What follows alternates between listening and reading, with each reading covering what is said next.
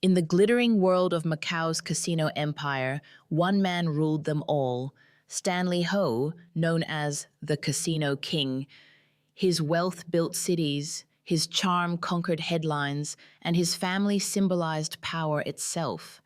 Yet behind the elegance of silk gowns, diamond weddings, and palatial estates, the marriages tied to his daughters carried something darker, a curse that not even billions could escape.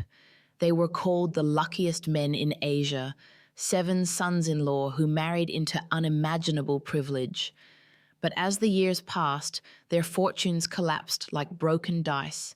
One drove his wife to madness and ended his life in shame. Another, once surrounded by gold, was left counting every cent of his monthly allowance. Some lost their health, others their freedom, and a few nearly lost their lives. To outsiders, it looked like destiny, a family blessed by fortune.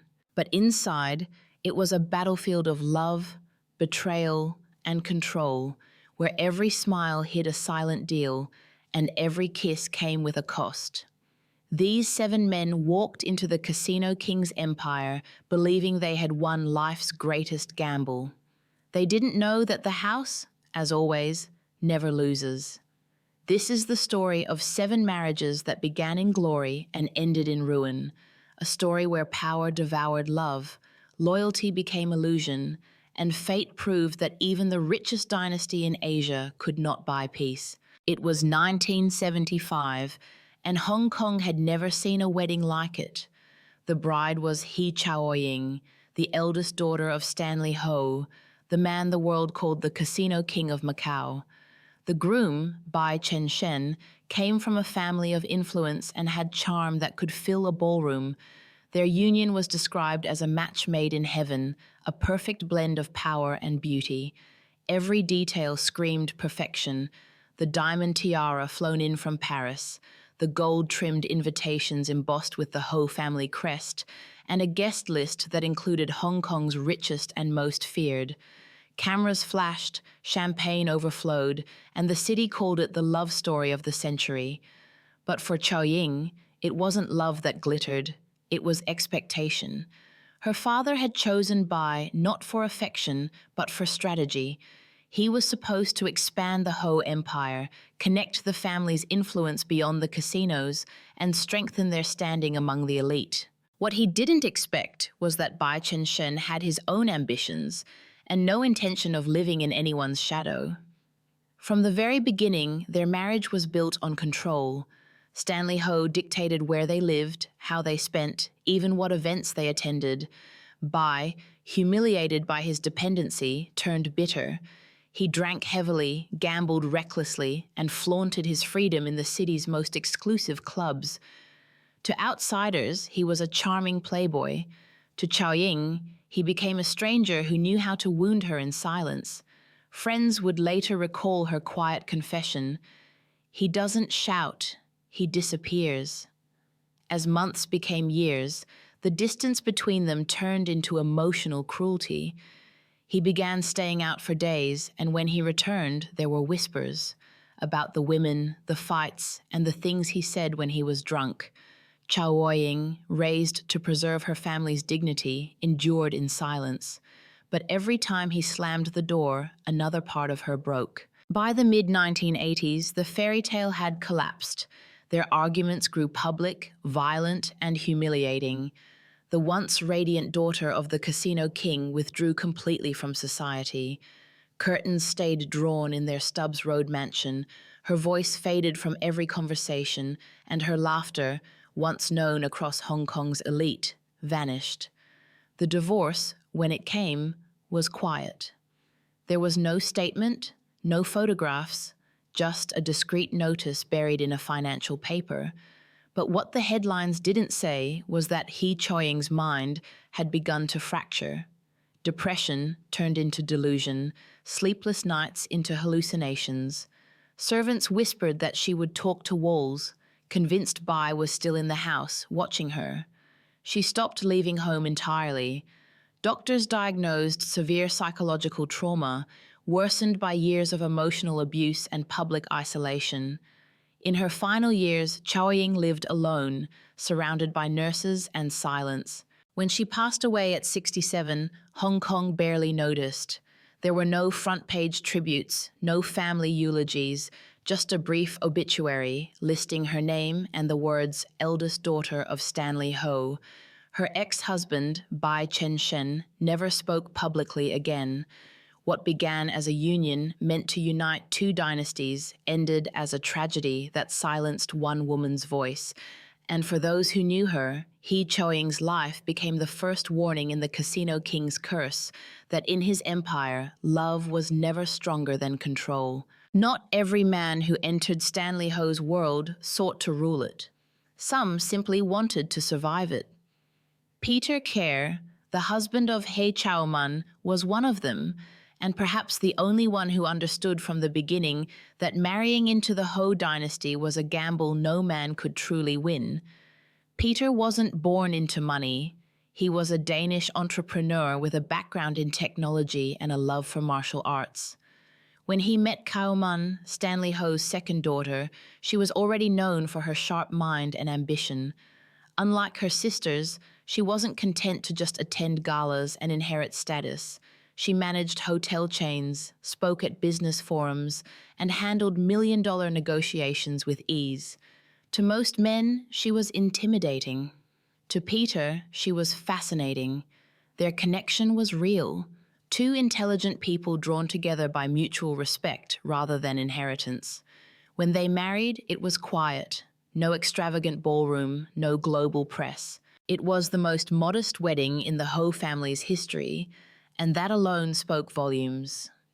But what really made Peter Kerr different was what he chose after. While other sons-in-law chased power, Peter chose distance. Within a few years, he moved with Chaoman to Europe, building a small life far away from Hong Kong's gossip columns. He opened a self-defense school, invested in small tech ventures, and lived a life so ordinary that reporters stopped looking for him. Stanley Ho, however, never approved. He considered Peter too independent, too unwilling to play by the family's unspoken rules. When Peter launched a small online gaming venture in London in the late 1990s, years before the boom of digital betting, the family called it reckless. Rumors spread that Stanley cut financial ties with his daughter, removing her from portions of the trust. To most, that would have been devastating, but to Chaoman and Peter, it was freedom. They had already learned to live without the Ho fortune. In Hong Kong, people whispered that Chaoman had married beneath her, that she would eventually regret leaving the empire's protection. But time proved them wrong. While her siblings fought over inheritance, headlines, and power, Chaoman and Peter quietly built a marriage that lasted. 3 decades later, when reporters revisited the Ho dynasty's tangled family tree, their names were the only ones untouched by scandal. Those close to the couple say that Peter Kerr never once asked for money from the Ho family, not even when opportunities came calling. He believed wealth that wasn't earned could only buy silence. In that sense, he was the opposite of every man who had walked into the Casino King's empire.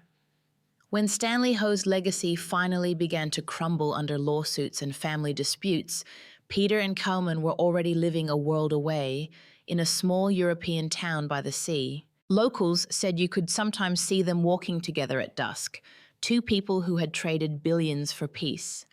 In the empire of gold and gambling, Peter Kerr became the only man to win by walking away. To the world, he had everything: youth, brilliance, and the bloodline of a dynasty. Lawrence Ho, the son of Stanley Ho, was groomed to be the future of Macau's casino empire. Born into a fortune once valued at over 420 billion Hong Kong dollars, he represented the next generation of a family that built its legacy on power and precision. He was educated in Toronto, polished in New York, and by his late 20s, he was already listed among Asia's youngest billionaires. To the public, he was the perfect successor, the man who would modernize his father's empire and carry it into the future. But inside that empire, nothing was ever free. When Lawrence Ho married Sharon Shu, a woman celebrated for her elegance and poise, the wedding was hailed as a new era for the Ho dynasty. It was a union designed to strengthen alliances and project stability. Yet, from the moment the champagne dried, the cracks began to show. Sharon came from a respectable family, but she wasn't born for the brutal politics of the Ho world, a place where every conversation was a test and every smile concealed strategy. Lawrence, despite his intelligence, found himself trapped between two wars: the family's power struggle and the corporate maze of Macau's gaming industry. His father's empire was divided between 4 wives and 17 children, each holding a piece of the fortune, each fighting for control. Lawrence became the face of modernization, leading Melco International, competing with SJM Holdings, and expanding into the Philippines and Cyprus. But success came with a price. The deeper he climbed into the casino empire, the further his marriage fell apart. By his late 30s, the man once seen as the golden heir was living under a different kind of confinement, one made of boardrooms, lawsuits, and bloodlines. Rumors of separation filled Hong Kong's tabloids. Sharon retreated from the public eye, rarely appearing beside him.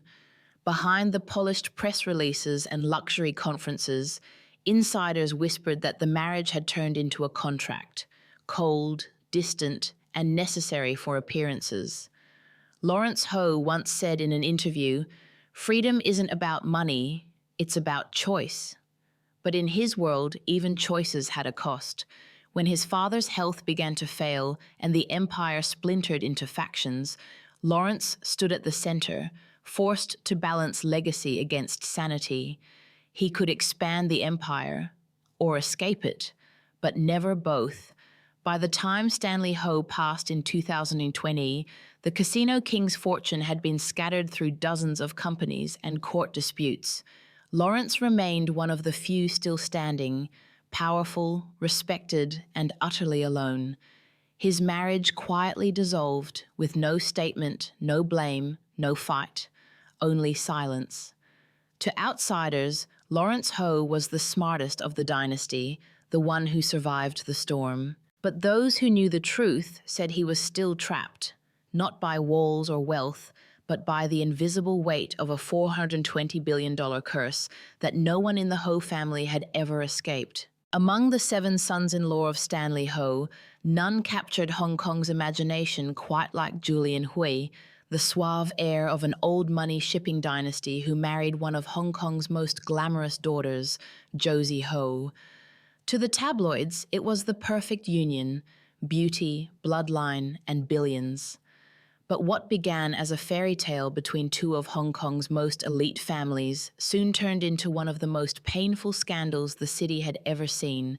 Julian Hui came from a world where elegance was effortless. His father once owned vast shipping fleets, luxury properties, and social influence that stretched from London to Singapore. Josie Ho, on the other hand, was Stanley Ho's rebellious youngest daughter, an actress, rock singer, and the one child who never fit the mold. She was loud, unfiltered, and allergic to pretense. When she met Julian, she was immediately drawn to his quiet strength, he to her wildness. Together, they seemed unstoppable, the yin and yang of Hong Kong high society. Their wedding was modest by Ho family standards, but still dazzling by anyone else's. Photographers filled the streets, and gossip magazines hailed them as the power couple who could redefine the Ho dynasty. But behind the flashbulbs, trouble was already brewing. Josie's acting career, filled with daring roles and provocative choices, clashed violently with the conservative expectations of the Hui family. To them, a Ho daughter should act like royalty, not play drug addicts and prostitutes on screen. Josie didn't care. She had always lived on her own terms. But her independence, the same quality that made her magnetic, also made her a target. When Julian Hui's business ventures began to falter in the early 2000s, tabloids painted her as the distraction. "The wild Ho girl ruined him," one headline read. Inside their marriage, tension turned to silence, and silence turned to resentment. In 2003, things took a darker turn. Rumors began circulating that Julian had been seen with a flight attendant, a quiet, elegant woman who bore no resemblance to Josie's chaotic charm. Hong Kong's gossip columns feasted on the story. Photos surfaced of Julian leaving restaurants late at night, and anonymous sources described a meltdown inside the Ho household. Josie denied nothing, saying only, "If he's looking for peace, he won't find it outside this house either." Their separation was explosive. Family insiders claimed Stanley Ho himself stepped in, furious that a scandal had once again tarnished the Ho name. The couple quietly divorced soon after. Julian's reputation never recovered. The man once seen as a refined heir became a cautionary tale whispered in private clubs and charity galas. Josie, however, transformed the pain into power. She channeled her heartbreak into her art, starring in films like Dream Home and Full Strike, which won critical acclaim for their brutal honesty. But even years later, the shadow of that marriage lingered. For Josie, it was a reminder that love in a dynasty like hers was never just between two people, it was between empires. Every dinner, every smile, every silence carried the weight of legacy. Those close to her say she still speaks kindly of Julian, though she never mentions his name in interviews. For her, the past isn't something to erase, it's something to own. "People think I'm rebellious," she once said, "but rebellion is just honesty in a place built on lies." In the grand story of the Casino King's family, Josie Ho's chapter remains the most human. She didn't marry for wealth, nor did she stay for appearances.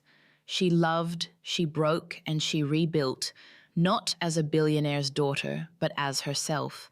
And for a family trapped in gold, that made her the rarest of all, the daughter who walked away from a throne to live a life that was finally, entirely her own. Among all of Stanley Ho's sons-in-law, none fell harder, or more publicly, than Peter Kjær, the Danish businessman who married Sabrina Ho, one of the Casino King's most private and least scandalous daughters. At first, their relationship seemed to defy the odds, a European outsider walking into one of Asia's most powerful families. It sounded like a romantic film, but what followed wasn't a love story. It was a slow-motion collapse that revealed how fragile even the most privileged lives can be. Peter Kjær wasn't born into wealth. He built his fortune through tech investments and early online ventures in Scandinavia.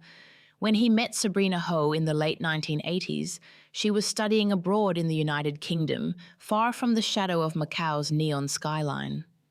Their meeting was simple: friends, coffee, laughter, but it sparked something genuine. Sabrina, unlike her glamorous sisters, valued privacy, education, and quiet success. She found Peter's grounded nature comforting, and for once, it seemed like love would triumph over lineage.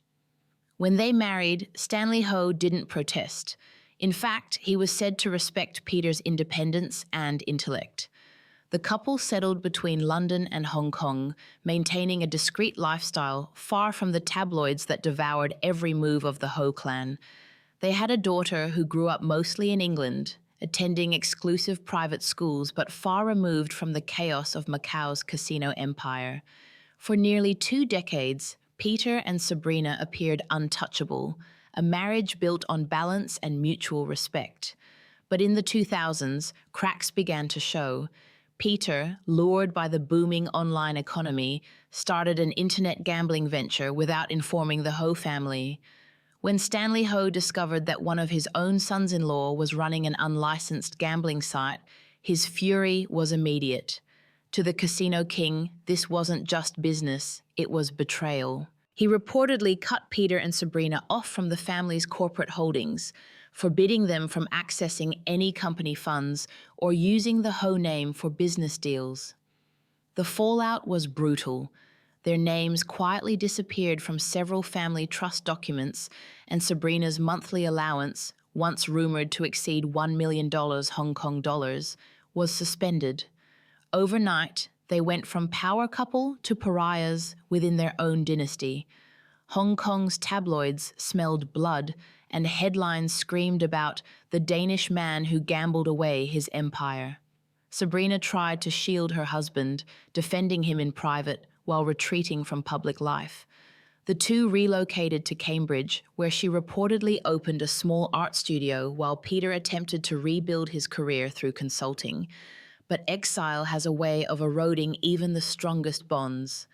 Isolation turned into silence, and silence into distance. After nearly 30 years of marriage, the couple separated quietly, without drama, without lawyers, just two signatures on a piece of paper. To outsiders, it seemed like a peaceful end, but those who knew them said Sabrina never truly recovered.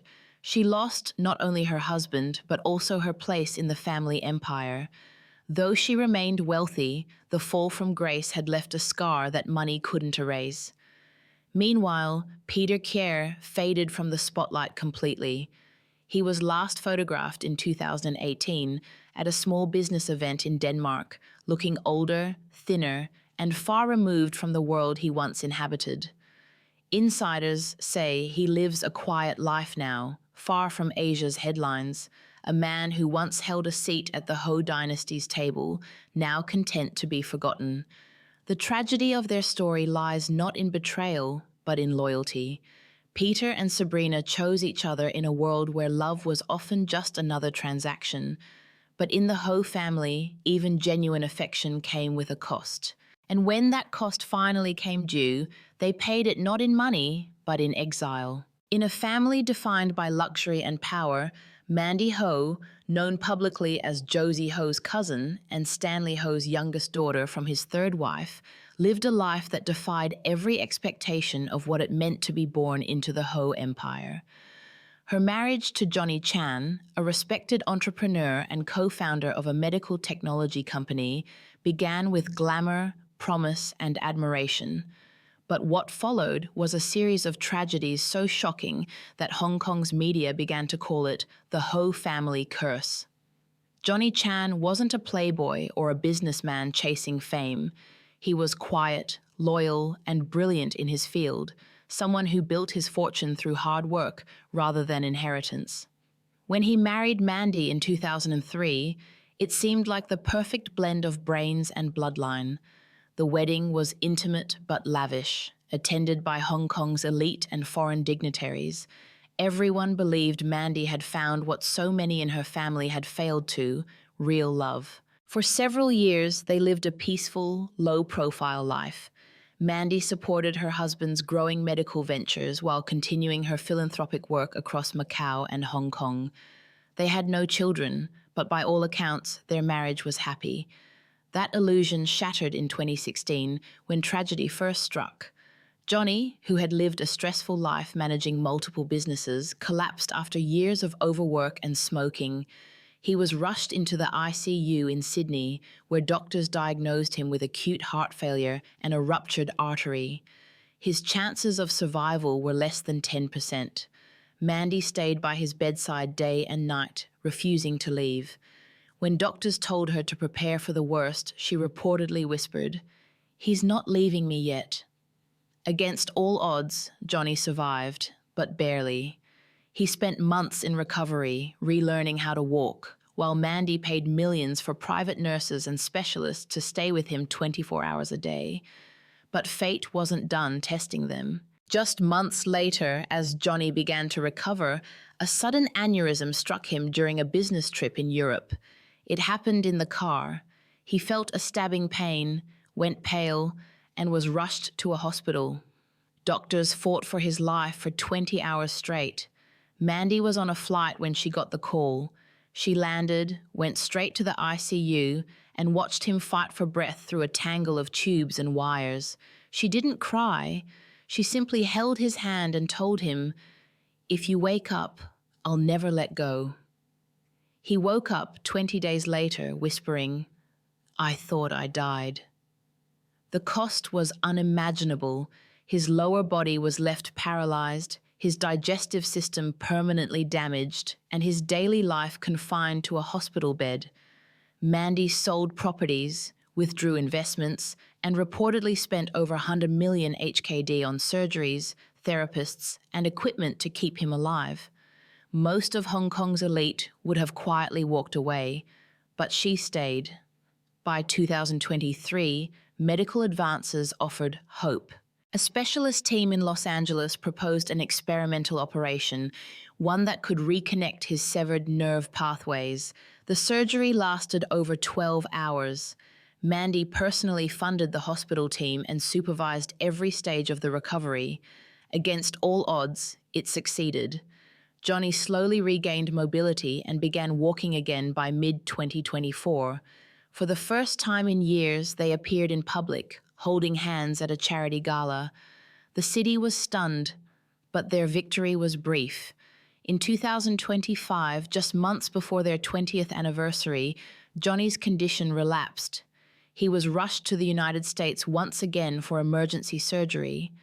As Mandy announced the cancellation of her upcoming events, she wrote a message to her followers. "I said I'd never let go, and I meant it." For the Ho family, her devotion became legend. While others were torn apart by scandal, greed, or betrayal, Mandy Ho stood as proof that not every marriage in a dynasty was doomed by wealth. She faced death 3 times, gave everything she had, and refused to surrender love to fate. In a world where loyalty could be bought, she was the one woman who never sold hers. By 2025, the Ho Empire looked nothing like the glittering dynasty that once ruled Macau's skyline. The casinos still stood, the towers still gleamed, but the magic was gone. What remained were whispers, lawsuits, and the weight of a fortune that had outlived its maker. Yet, amid the ruins of old power, a new generation began to emerge, smarter, quieter, and far more strategic. Leading them was Alice Ho, the daughter of Stanley Ho's 4th wife, known for her sharp intelligence and calm restraint. Unlike her predecessors, she wasn't chasing fame or tabloid love stories. Instead, she pursued finance, technology, and global investments. By her mid-20s, she was already managing assets rumored to exceed $500 million, carefully distancing herself from the family's chaotic past. When asked about the empire she was born into, she simply said, "Legacy is just debt we didn't choose." But the question that now haunts Hong Kong's elite is simple. What happens next? The Ho family still controls massive stakes across gaming, real estate, and entertainment, yet their unity is gone. Some heirs fight for control, others reject it entirely. The dynasty that once symbolized invincibility now teeters between relevance and decline. Insiders whisper that the $500 million question isn't about wealth, it's about survival. Can the next generation escape the same curse that destroyed their parents' marriages, friendships, and sanity? Or will the cycle of love, betrayal, and fortune repeat itself under new names and brighter lights? The Casino King built an empire that defined an era. His children turned it into legend. Now it's up to their heirs to decide whether that legend ends in redemption or in silence. For half a century, the name Stanley Ho meant power, fortune, and dominance. A man who turned Macau from a quiet port into the gambling capital of the world. But behind the neon lights and billion-dollar towers, his empire carried a secret curse, one that money could never erase. His daughters married into wealth, status, and influence, yet one by one, their stories ended in heartbreak, scandal, or tragedy. Some lost their freedom, others lost their minds. A few survived, but none escaped untouched. What began as 7 marriages meant to unite Asia's elite became 7 cautionary tales about how love bends under pressure, how loyalty breaks under gold, and how even the richest bloodlines can't buy peace. From Lawrence Ho's gilded prison to Mandy Ho's unshakable devotion, every story revealed the same truth. Power promises everything but gives nothing for free. To Ra, the Ho dynasty stands as both a symbol and a warning. Their wealth still glitters across skylines, but their wounds run deeper than the headlines ever showed. The next generation may inherit billions, but what they truly inherit is the weight of choices made long before they were born. In the end, the Casino King's empire wasn't just built on cards and cash, it was built on people. And while fortunes rise and fall, the cost of love, betrayal, and legacy remains forever priceless. Intro: The King of Fortune and the Curse of Love. Keywords: Stanley Ho portrait, Macau casino skyline night, luxury wedding, Hong Kong 1980s, billionaire family portrait, old Hong Kong newspaper scandal, casino empire architecture, vintage Hong Kong high society.